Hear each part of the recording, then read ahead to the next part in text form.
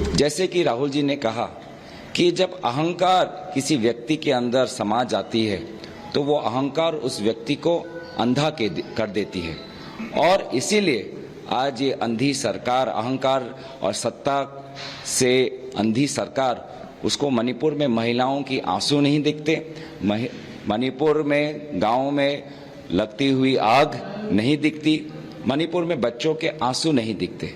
तो इसीलिए इस अहंकार से भाजपा का विनाश होगा, देश आगे बढ़ेगा, इंडिया के साथ आगे बढ़ेगा।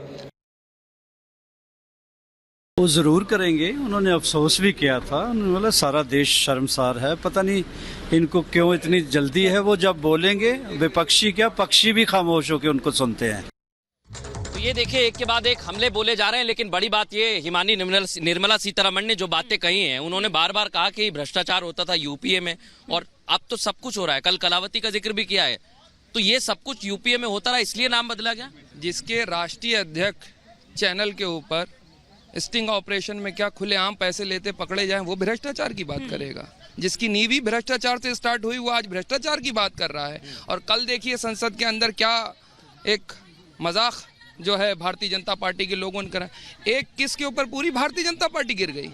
सिर्फ वो अच्छा था, वो नहीं, बहुत पॉजिटिव जेस्चर होता है साहब। मोहब्बत की जो उन्होंने बात स्टार्ट करी है वो तो पूरा देश देख ही रहा है। और ये मैं कल वो जो नफरत की लंका थी, सुन लीजिए, कल जो नफरत की लंका में नफरत की लंका में राहुल गांधी जी ने आग लगाई है, तो जो आसुरी प्रवृत्ति के लोग होंगे तो उन्होंने तो नफरत देखी है। जो मैं एक फैक्ट बता देता हूँ, इसके बाद मैं जवाब दूंगा, क्योंकि हिमानी आप आचरण की बात कर रहे हैं और उसको समर्थन कर नहीं, और तो वो किस संसद से हटा दिया है।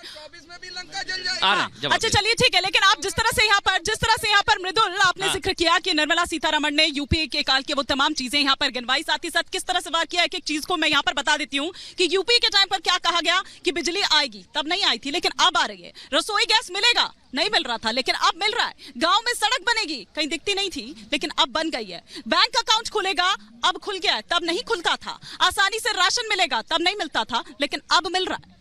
देखिए, अब तो निर्मला सीतारमण जी के बातों को मानूं तब तो फिर देश 2014 के पहले देश में कुछ था ही नहीं। देश आज़ादी 2014 में हुआ है, उन्होंने ही देश की नींव रखी है। देखिए, मैं अभी पहले बता रहा था कि आप जीडीपी के आंकड़ों को देखिए। अब आप कहाँ जनता को भुलावे में रख रहे हैं। 188% 2004 से 14 जीडीपी का ग्रोथ रेट, और अभी आपका 83%। तो ये आप 90% घरों में बिजली, पहले 90-95% घरों में बिजली उसी समय आ चुकी थी। अभी आपने 5% घरों में बिजली और आपने जोड़ा, और आप श्रेय ले रहे हैं कि 7% आप ही हो गए। नंबर 1 गैस, आपने उज्ज्वला सिलेंडर तो घर घर पहुंचा दिया, लेकिन वो 1200 का सिलेंडर लेने का हिम्मत कौन करेगा? उसका जवाब तो दीजिए निर्मला सीतारमण जी। आज टमाटर जो है कि 250 का रिकॉर्ड तोड़ रहा है। और जो एक चीज, आप कंप्लीट करिए, उसके बाद ही जवाब लूंगा। देखिए, एक चीज जो मैं कहूंगा मणिपुर के पूरे मामले को लेके, देखिए अभी आप पूछ रहे थे कि संख्या बल में तो विपक्ष हारने वाला है, फिर अविश्वास प्रस्ताव लेके क्यों आया?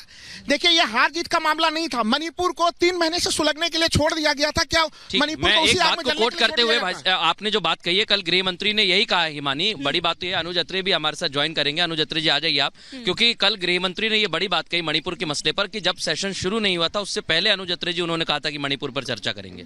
तब क्या हुआ था? तब क्यों हंगामा किया गया? ये उनके शब्द हैं।